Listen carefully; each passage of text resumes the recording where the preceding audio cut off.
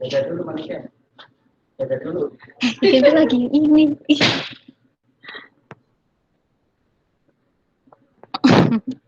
Maaf teman-teman.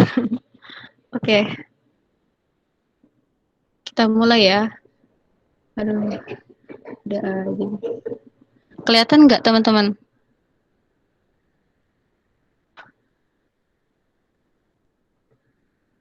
Kelihatan. Oke. Oke. Kita mulai ya. Bismillahirrahmanirrahim. Assalamualaikum warahmatullahi wabarakatuh.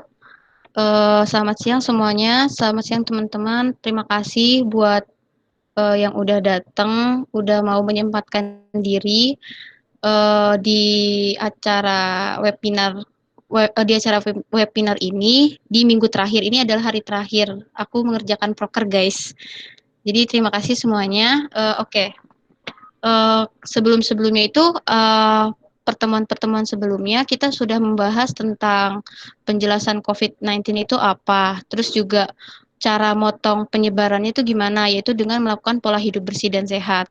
Nah, selanjutnya adalah materinya akan berkaitan dengan kelompok rentan. Nah, kelompok rentan itu apa sih? Kelompok rentan adalah kelompok yang paling berisiko terkena penyakit. Kalau kelompok rentan berdasarkan usia, itu ada ibu hamil, terus juga anak bayi, anak-anak, dan juga lansia.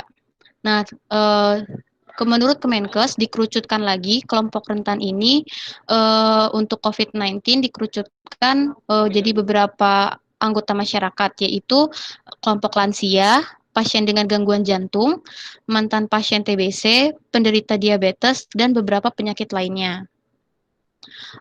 Tadi kan dijelasin ya pasien TBC. Nah, TBC itu adalah tuberkulosis atau salah satu penyakit pernafasan yang disebabkan karena infeksi dari Mycobacterium tuberculosis, dan ini adalah salah satu bentuknya. Nah, penyakit ini dapat menular melalui droplet atau percikan dan menyerang rentang usia yang luas seperti orang lanjut usia dan orang yang memiliki kondisi kesehatan yang khusus seperti mereka yang memiliki gangguan kronis pada paru-paru dan bahkan anak-anak. Nah, ini adalah salah satu ilustrasinya. Kemudian kenapa tuberkulosis ini masuk dalam kelompok rentan, baik yang sudah dinyatakan sembuh maupun yang sedang mengalami TBC ini, karena TBC ini kan tadi menginfeksi paru-paru, dan ketika terinfeksi paru-paru ini sudah menjadi disfungsi atau fungsinya paru-paru untuk mengikat oksigen ini menjadi berkurang kayak gitu. Meskipun dia sudah sembuh kayak gitu, jadi istilahnya tuh nggak sebagus awal ketika masih baru lah gitu. Maksudnya masih belum terinfeksi Mycobacterium tuberculosis ini. Nah, khususnya lagi untuk pasien TBC yang sedang mengalami TBC ini sendiri, karena sistem imunnya ini akan menurun. Terus kalau misalnya ditambah lagi karena sistem imunnya menurun, maka rentan terinfeksi lagi COVID-19 ini, rentan terinfeksi COVID-19. Padahal ketika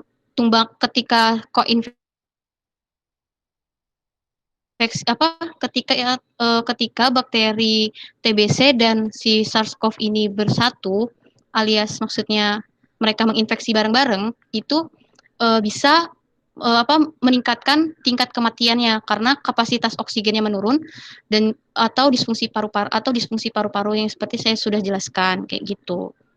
Nah, TBC ini adalah salah satu penyakit di Indonesia yang menjadi negara kedua tertinggi. Kemudian satu orang terinfeksi TBC ini setiap detiknya di Indonesia dan menyerang segala usia. Dan TBC ini adalah salah satu penyakit aerosol yang dapat menular melalui udara saat penderita batuk, bersin, dan bicara. Kemudian bakteri dari TBC ini dapat bertahan di udara bebas selama 1-2 jam. Seperti itu. Seperti sebelumnya COVID-19 kan juga ya, tapi belum ada bukti yang kuat sih, tapi sudah ditemukan kalau si virusnya coronavirus ini, virus yang menyebabkan COVID-19 ini bisa bertahan di udara selama 3 sampai 16 jam kayak gitu. Untuk TBC ini, penderita biasanya akan mendapatkan pengobatan selama 6 bulan. Sebentar ya teman-teman.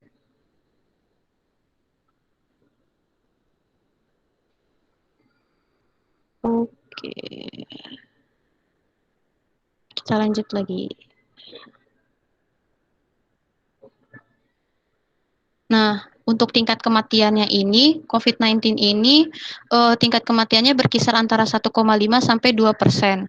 Sementara TBC yang tidak diobati memiliki angka kematian rata-rata sebesar 45%, jauh lebih mematikan di si TBC ini. Nah, kesimpulannya adalah perbandingan dari TBC dan COVID-19 ini, kalau tuberkulosis disebabkan karena Mycobacterium tuberculosis, sementara COVID-19 disebabkan oleh SARS-CoV-2, terus juga penyebarannya sama melalui droplet, tapi kalau COVID-19 ini juga sama permukaan yang terkontaminasi. Terus juga diagnosisnya ini dapat tegak ketika hasil labnya itu menunjukkan positif dengan sampel sputum. Jadi keduanya ini sama-sama menggunakan sputum sebagai sampelnya, terus juga atau spesimennya, terus juga kemampuan menginfeksinya ini kalau untuk tuberkulosis setidaknya 1 sampai 4 orang terinfeksi dari satu pasien tuberkulosis. Sementara untuk COVID-19 ini setidaknya 22 orang terinfeksi dari satu pasien COVID-19. Untuk pencegahannya sama, yaitu sama-sama melakukan pola hidup bersih dan sehat, sering mencuci tangan, ketika batuk dan ketika sakit ketika batuk dan bersin menutup mulut dan hidung dengan tisu atau menutupnya dengan lengan di bagian dalam atau juga dengan menggunakan masker. Kemudian untuk gejalanya ini untuk tuberkulosis, demam, sesak napas, sesak pada dada, sesak napas juga, keringat dingin, batuk berdarah, dan biasanya penderita mengalami penurunan berat badan.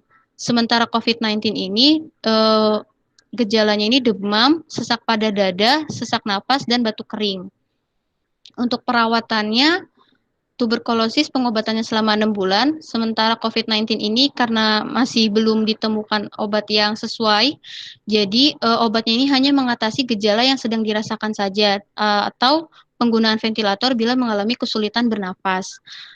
Kemudian untuk vaksinnya, tuberkulosis ini sudah ditemukan ya karena sudah menjadi salah satu penyakit menahun sudah muncul lama gitu ya TBC itu. Kalau vaksinnya ini untuk tuberkulosis itu adalah BCG dan biasanya dijadikan imunisasi pada anak-anak. Terus juga kalau misalnya COVID-19 ini vaksinnya masih dikaji dan terus dikembangkan. Nah, kalau misalnya pasien TBC terinfeksi COVID-19, itu harus ngapain sih? Pertama itu kita harus menginformasikan ke petugas layanan kesehatan untuk bahwa si pasien ini tengah menjalani pengobatan TBC sehingga pemberian obatnya ini akan disesuaikan dan akan dipastikan tidak ada interaksi obat antara obat TB yang sedang dikonsumsi dengan obat yang akan diberikan untuk penanganan COVID-19. Kemudian kelompok rentan selanjutnya adalah para penderita hipertensi.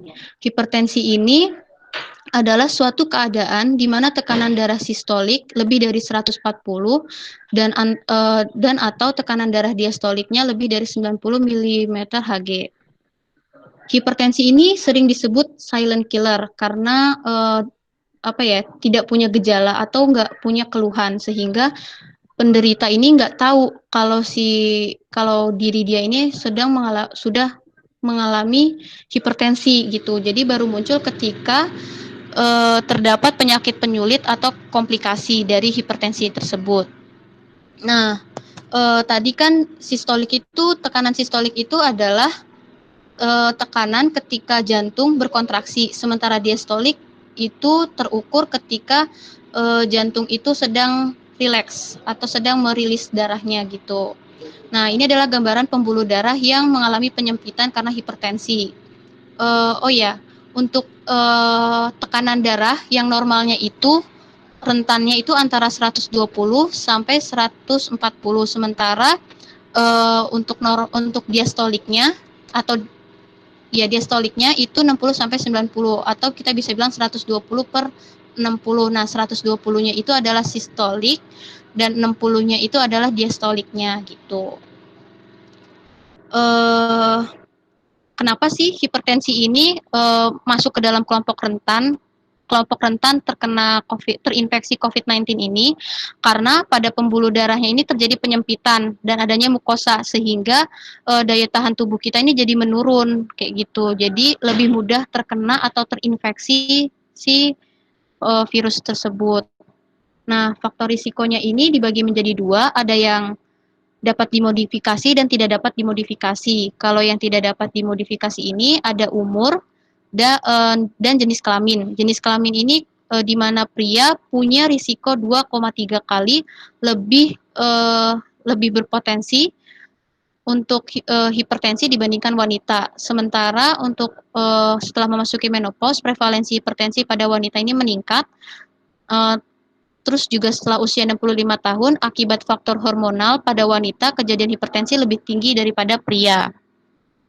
Kemudian untuk yang dapat dimodifikasi atau karena genetik, itu biasanya karena kegemukan atau obesitas, merokok, kurang aktivitas fisik, diet tinggi lemak, konsumsi garam berlebih, dislipidemia, atau kadar lemak yang tidak seimbang. Jadi antara kolesterol, LDL, atau lemak jahat dan lemak baiknya ini tidak seimbang. Jadi lebih banyak lemak jahatnya dibandingkan lemak baiknya kayak gitu. Konsumsi alkohol yang berlebih dan juga psikososial dan stres. Kemudian salah satu jadi pengendalian faktor risikonya ini, faktor risiko dari hipertensi adalah membatasi asupan natrium. Nah, untuk asupan natrium ini hendaknya untuk orang yang sehat itu setara mengkonsumsinya itu dibatasi kurang dari 100 milimol atau 2 gram per hari, atau setara dengan 5 gram 1 sendok teh garam dapur. Terus juga dari pengaturan konsumsi natrium ini dapat menurunkan tekanan darah sistolik sebanyak 3,7 mm Hg dan tekanan darah diastoliknya itu turun menjadi sebesar 2 mm Hg. Jadi bagi pasien hipertensi, asupan natrium dibatasi lebih rendah lagi. Jadi 1,5 gram per hari atau 3,5 sampai 4 gram per hari. Nah, sumber natriumnya itu ada apa aja sih? Ada di garam yang ditambahkan pada produk industri yang biasanya digunakan dengan fungsinya itu diawetkan, diasap, dan diasinkan. Itu biasanya natriumnya tinggi banget.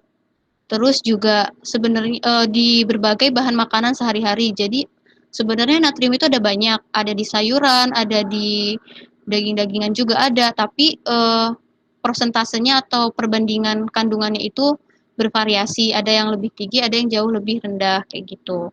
Terus juga penambahan garam pada waktu memasak atau saat makan. Nah,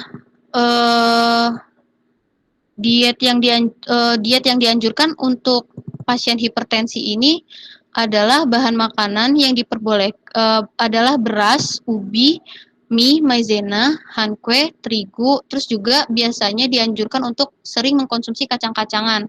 Karena kacang-kacangan ini, jadi gini, hipertensi itu kan tadi dibatasin asupan natriumnya. Nah, di dalam tubuh kita, natrium itu akan seimbang jika kaliumnya juga seimbang, kayak gitu. Jadi ketika natriumnya tinggi, kita harus disarankan banyak mengkonsumsi makanan yang mengandung kalium, dan salah satunya ada di kacang-kacangan. Kacang-kacangan ini termasuk tinggi banget kaliumnya itu. Terus contohnya itu ada kacang hijau, kacang merah, kacang kolo, tempe, tahu tawar, oncom. Terus juga bisa diperbolehkan untuk mengkonsumsi margarin tanpa garam, sayuran, dan buah-buahan yang segar. Untuk bumbunya bisa bawang merah, bawang putih, jahe, dan sebagainya ya.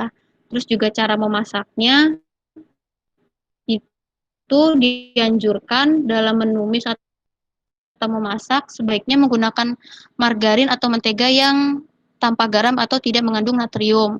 Terus untuk memperbaiki rasa masakan yang tawar, eh, diusahakan menggunakan banyak bumbu kayak bawang merah, bawang putih, gula, cuka, kunyit, daun salam, dan asam untuk apa yang namanya menggantikan apa sih untuk meningkatkan cita rasa kayak gitu. Terus juga bisa dengan menggoreng, menumis, pepes, kukus atau memanggang.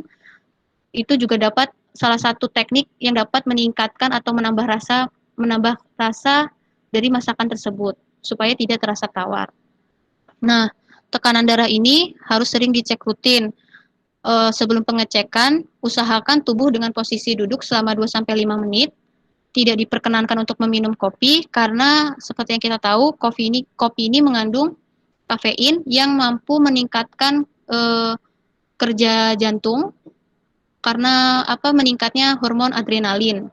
Nah, terus juga tidak mengkonsumsi obat sebelum pengecekan, tidak menahan buang air kecil.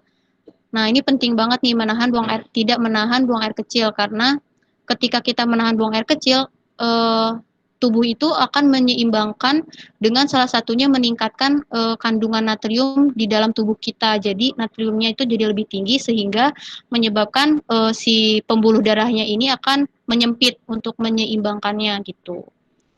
Pengecekan sebaiknya dilakukan 2 sampai 3 kali dengan jangka waktu 1 menit untuk mendapatkan data variasi tekanan darah. Terus juga alat ukur tekanan darah yang paling dianjurkan adalah jenis digital dan atau gunakan alat pengukuran yang sudah tervalidasi. Lebih baik menggunakan alat ukur menggunakan manset yang biasanya ditaruh di lengan itu dan dililitkan pada lengan brachial blood pressure gitu. Kemudian panduan bagi penderita penyakit tidak menular pada saat pandemi saat ini yaitu bagi pasien hipertensi harus rutin periksa tekanan darah di rumah, perhatikan peningkatannya. Gejalanya ini karena sering tidak dirasakan, dapat berupa nyeri kepala, jantung berdebar, penglihatan kabur, dan leher kaku, biasanya gitu. Nah, terus bila mengalami gejala infeksi saluran nafas, itu bisa demam, batuk, sesak nafas, itu bisa segera lapor ke petugas kesehatan. Terus juga harus minum obat secara teratur sesuai anjuran dokter. Karena penyakit tidak menular ini adalah salah satu penyakit yang bisa dibilang penyakit seumur hidup gitu. Jadi kayak seumur hidup harus minum obat kayak gitu.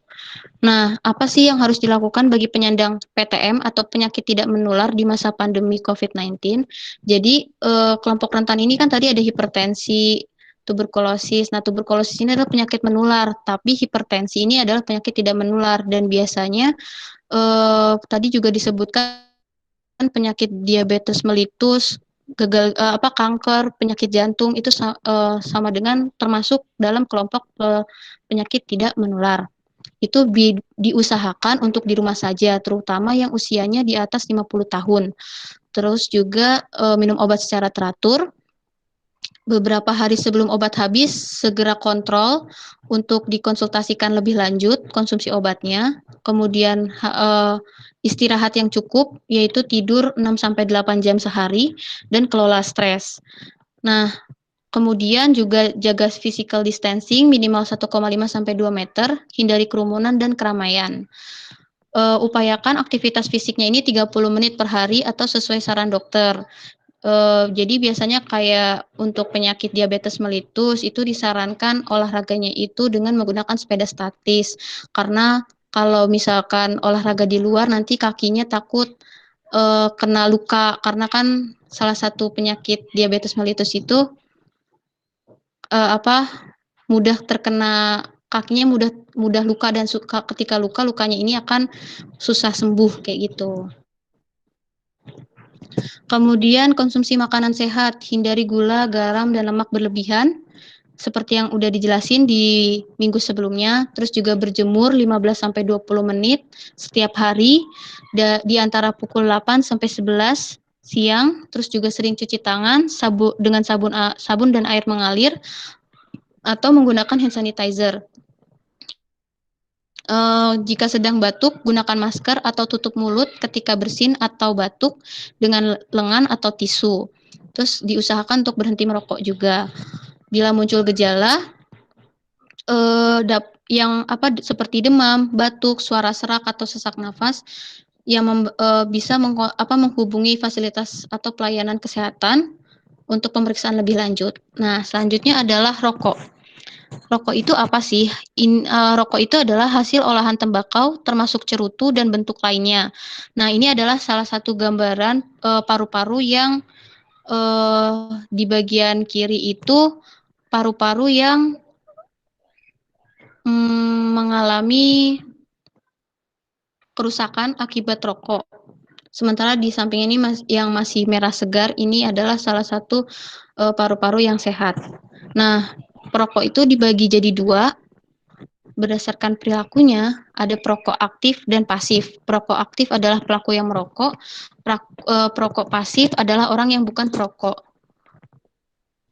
Nah, perokok pasif ini adalah yang bukan perokok tapi menghirup asap rokok orang lain atau orang yang berada dalam satu ruangan tertutup dengan orang yang sedang merokok. Kemudian di dalam sebatang rokok terkandung lebih dari bahan-bahan yang berbahaya, 4.000 jenis senyawa kimia, 400 zat berbahaya, 43 zat penyebab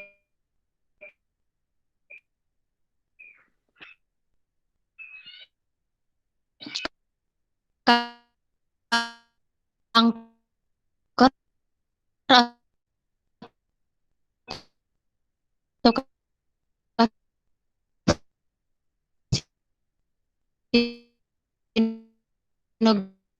karsinogenik, terus juga mengandung karbon monoksida,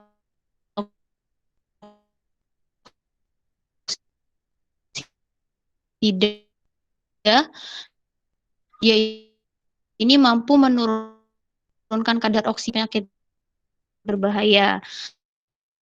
Terus juga ada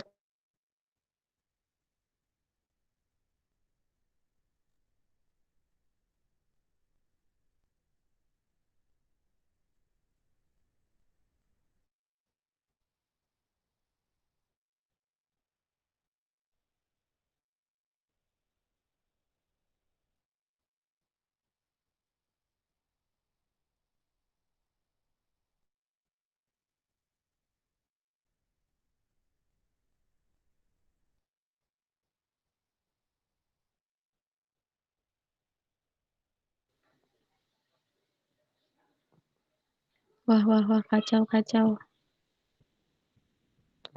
Halo. Halo. Sorry ya, jaringannya Nggak apa-apa. kacau. Nggak apa-apa nih, Ken.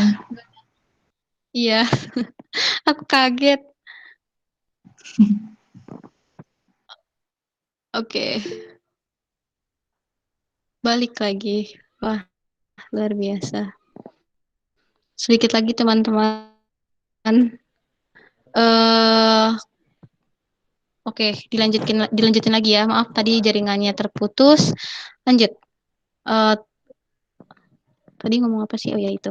Terus juga hal yang perlu diperhatikan kan selama pandemi saat ini tuh waktu itu pernah menjalani PSBB yang kita disuruh di rumah aja. Terus juga sekarang kan udah masuk adaptasi kebiasaan baru. Nah, ini perlu diperhatikan bahwa jangan merokok di rumah maupun di mobil. Terus tidak merokok di dekat anak. Ini yang tidak merokok di rumah atau di mobil juga maksudnya di ruangan tertutup juga jangan kalau bisa ya. Kalau bisa juga maksudnya tuh kayak di ruangan tertutup jangan merokok gitu. Terus juga melarang tamu untuk merokok di rumah atau di dekat anak Anda, tidak merokok dalam bentuk vape atau shisha di dekat anak Anda, terus juga kalau bisa berhenti merokok sama sekali. Nah, rokok ini perokok ini masuk ke dalam kelompok rentan karena ketika kita menghirup asap rokok kan kita sama aja meracuni diri kita sendiri. Nah, ketika kita meracuni diri kita sendiri ini, tubuh berusaha untuk memperbaiki atau melawan si zat-zat yang berbahaya ini. Jadi sebenarnya bisa dibilang perokok ini daya imunnya juga menurun karena harus melawan itu, dan disebabkan lagi karena paru-parunya yang sudah rusak kayak gitu kan. Jadi jauh lebih rentan terinfeksi. Dan satu lagi, ketika kita ngerokok itu kan kita menggunakan tangan. Padahal tangan ini seperti yang sudah dijelaskan sebelumnya, tangan menjadi salah satu media penyebaran dari si virus SARS-CoV-2 ini atau COVID-19, yang dimana ketika intinya tuh kayak kita dilarang memegang hidung dan mulut dengan tangan kita, dan padahal kalau ngerokok itu menggunakan tangan dan mendekatkan ke mulut, jadi itu jauh lebih rentan terinfeksi. Terus juga orang yang terpapar asap rokok dan residunya lebih berbahaya 2 kali dari perokoknya.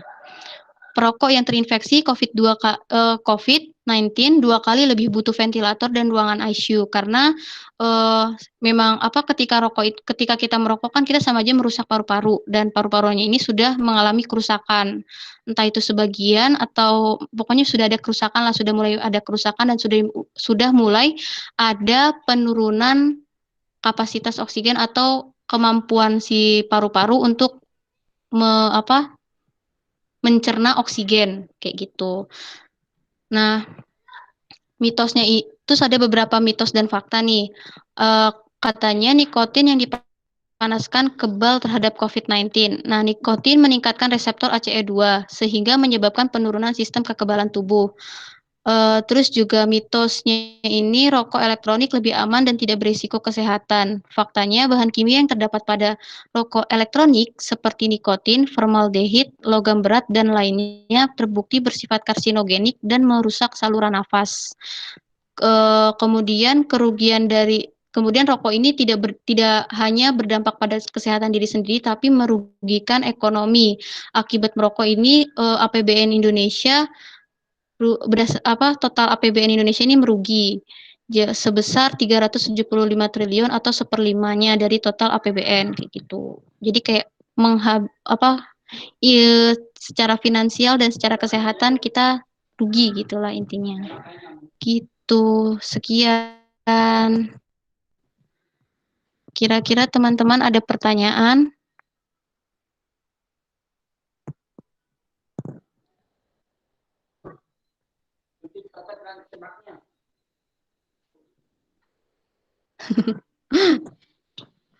Waduh. Kira-kira ada pertanyaan nggak? Atau ada yang mungkin belum jelas? Aku mau nanya. Apa? Kan tadi kau bilang apa ya? Aku lupa sih yang mana. COVID-19 itu dia ada di udara selama 3 sampai 16 jam. Nah, dia stay di udara selama itu. Bisa nggak sih caranya kita kayak untuk ngehindarin selama itu di udara caranya?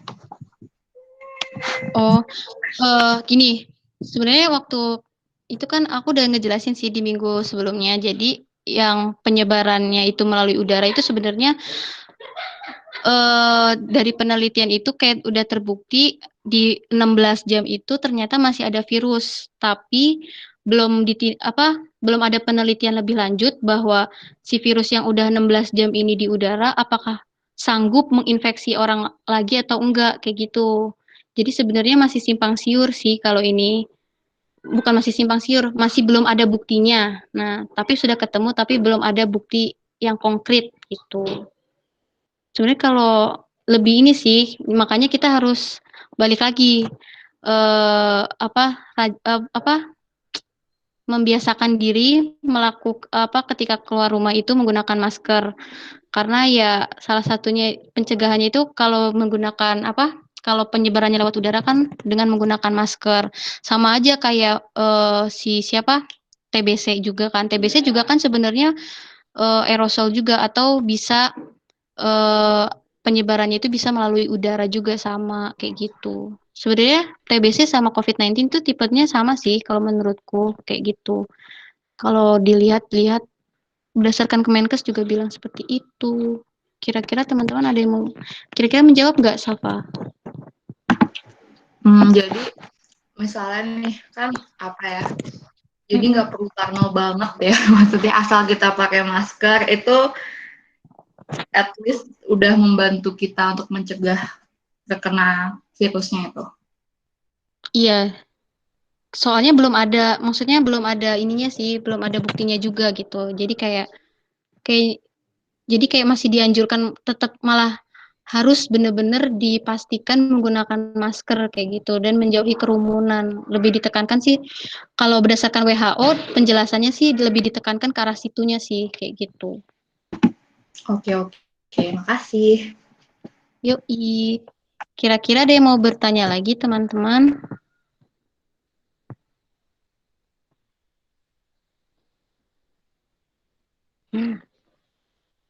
Ada yang mau bertanya lagi teman-teman? Kalau nggak ada juga nggak apa-apa sih sebenarnya. Karena intinya dari pandemi kondisi saat ini tuh yang terpenting adalah kita menjaga kesehatan diri, jaga jarak, terus juga meningkatkan daya tahan tubuh dengan melalui makanan, terus juga aktivitas fisik, berjemur juga kayak gitu. Sebenarnya intinya sama sih. Terus juga etika bersinnya harus diperhatikan ketika bersin atau batuk, harus menggunakan lengan, terus atau enggak kalau misalnya bisa menggunakan tangan tapi dengan ditutup tisu kayak gitu. Sebenarnya hampir sama sih treatment-treatmentnya kayak gitu. Cuman mungkin untuk yang kelompok rentan ini diusahakan dijaga teman-teman karena sekalinya mereka terinfeksi akan jauh lebih berat lagi untuk melawannya gitu karena kan memang COVID-19 ini masih belum ditemukan, masih baru lah intinya, belum banyak studi kasus ya studi-studi yang kayak dari segi obatnya belum ini masih perlu dikaji, terus vaksinnya juga masih perlu dikaji kayak gitu. Jadi kayak diusahakan untuk yang mungkin teman-teman di rumah punya saudara atau orang tua atau mungkin mbahnya yang sedang kayak mengalami penyakit jantung, terus juga penyakit paru-paru kayak gitu-gitu, hipertensi, mungkin bisa lebih dijaga. Apalagi kita sebagai kita kan masih muda gini kan, maksudnya daya tahan tubuh kita tuh masih tinggi, masih bisa melawan. Dan yang sebenarnya yang lebih berbahaya adalah kita karena kita adalah bisa aja kan banyak ya kasus yang COVID-19 ini nggak punya gejala, tapi ternyata mereka di dalam tubuh mereka ada gejala, ada virusnya kayak gitu. Jadi kayak virusnya tetap menyebar, tapi kitanya nggak apa-apa, kan itu jauh lebih berbahaya. Makanya mungkin aku bisa menyarankan teman-teman, ada, dia biasanya sih masih muda gitu. Ada pokoknya kayak tiba-tiba langsung sakit gitu. Nggak sakit sih, jadi kayak dia merasa sehat gitu loh. Dia merasa sehat, tapi tanpa sadar dia tuh juga punya di dalam diri dia tuh ada virusnya gitu. Ada kok. Jadi emang makanya yang muda-muda ini kayak kita tuh jauh lebih mengerti aja lah.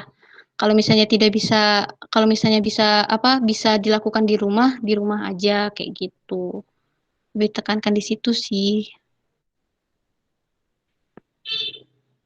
Gitu, teman-teman. Ada yang asimptomatis.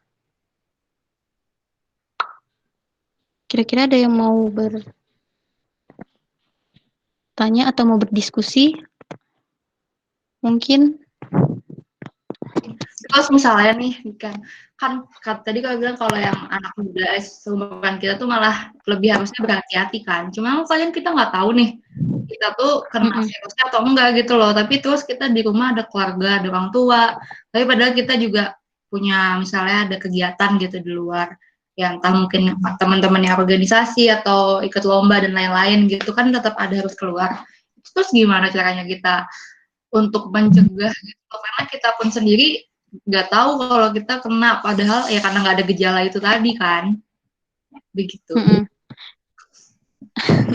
Balik lagi Safa menjalankan protokol kesehatan. Aku juga bingung sih karena emang itu syaratnya kayak syaratnya itu. Cuman memang kita jauh lebih berhati-hati aja. Kayak misalnya keluar rumah, kalau bisa jangan makan di luar dulu. Kalaupun misalnya mau makan di luar, pakai sendok atau garpunya sendiri. Jadi bawa alat makan sendiri Wow, kayak gitu. keren. Gitu. Oke, Jadi kayak niat banget ya mainnya ya. ya gimana ya?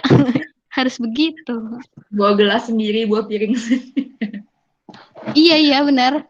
Oh, sumpah? Ya ampun. Ya, Heeh. Kan kita oke. nggak tahu di luar gimana kayak gitu. Hmm, Tapi kalau ya iya sih benar. Kan bisa bawa botol minum. iya, kalau minum. Oke, makasih, Ken. Oh, Ada yang mau nanya nggak yang lain? kayaknya tidak ada ya teman-teman. Aku jadi bingung mau ngomong apa lagi. Ya udah Boleh karena nggak nanya ada gimana? aja. Iya, nggak apa-apa. Lanjut aja. Nggak, Nggak kalau iya lanjut gimana? nggak apa-apa deh. Kejadi. Gimana sih Safa nih? Ya udah, ini aku sudahin aja ya berarti. Bener nih nggak ada yang mau nanya atau mau berdiskusi mungkin. Di sini kan aku punya Sania. Jadi teman berdiskusi. Jadi mungkin kalian bisa bertanya ke kita. Oh. Nggak ada juga nggak apa-apa sih sebenarnya jangan dicari-cari. Kalau nggak ada ya nggak apa-apa.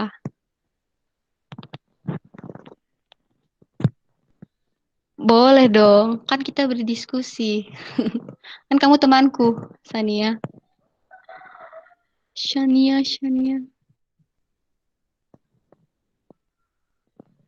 Kenapa kalau orang yang meninggal karena COVID nggak boleh dilayatin bareng-bareng? Maksudnya dilayatin bareng-bareng tuh gimana ya?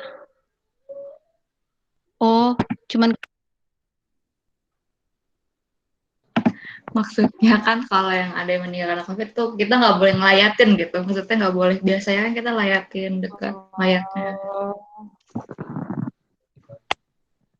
wah kalau ini aku kurang tahu sih sebenarnya karena ya mungkin kayak gini sih. Eh kan ketika kita meninggal itu sebenarnya darah itu masih gimana ya? Kayak ada prosesnya gitu loh. Aduh, kalau ngomong daging itu tuh kayak ada intinya tuh masih ada nutrisinya masih ada darahnya gitu. Dan si virus ini kan butuh inang, butuh nutrisi. Jadi ketika kita meninggal kan nggak langsung plek hilang gitu loh, kayak masih ada nutrisinya kan. Kayak gitu sih sebenarnya. Iya benar sih. Mana benar sih. Tapi sebenarnya juga meninggal bukan karena COVID pun jangan bareng-bareng. Tuh. Kan tidak boleh berkumpul, tidak boleh berkerumun. Tuh. Tapi sebenarnya kalau kalau dari segininya sih kayak mungkin masih bisa, karena ketika kita meninggal itu kita kan nggak plek langsung ini loh, kayak masih ada sisa-sisa yang apa sih sisa-sisa nutrisi yang ada di tubuh kita lah intinya gitu.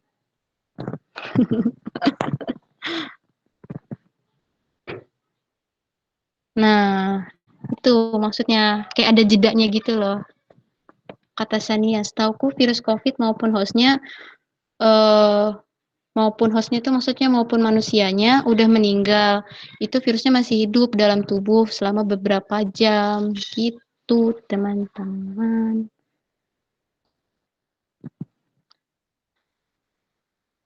Ada lagi yang mau bertanya? Kalau enggak, aku cukupkan aku cukupkan. Gimana? Ada lagi? Ada lagi? Ada lagi? Ada lagi? Ada lagi?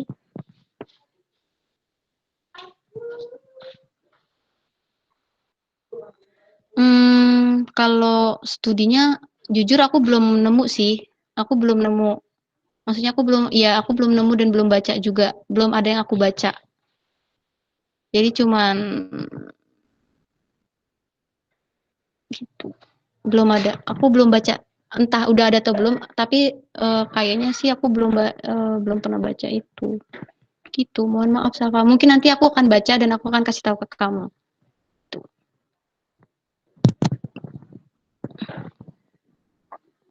Ya udah, ada lagi teman-teman?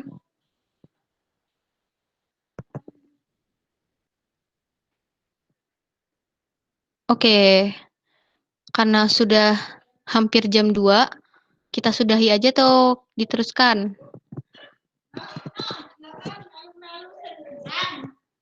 Sudah, oke. Mohon maaf ya teman-teman berisik. Di rumah mbahku lagi datang saudara, jadi ya segitulah. Oke, karena sudah tidak ada yang bertanya, rekaman ini aku cukupkan, pertemuan ini aku cukupkan. Terima kasih ya teman-teman. Ini adalah proker terakhirku yang aku kerjakan. Terima kasih sudah ikut duduk bareng, dengerin. Semoga ilmunya bermanfaat dan mungkin kalian bisa share juga ke teman-teman atau ke keluarga kalian. Dan rekaman ini juga nanti bakalan di-share ke YouTube sih, kayak gitu. Terima kasih. Aku matikan ya. Wassalamualaikum warahmatullahi wabarakatuh.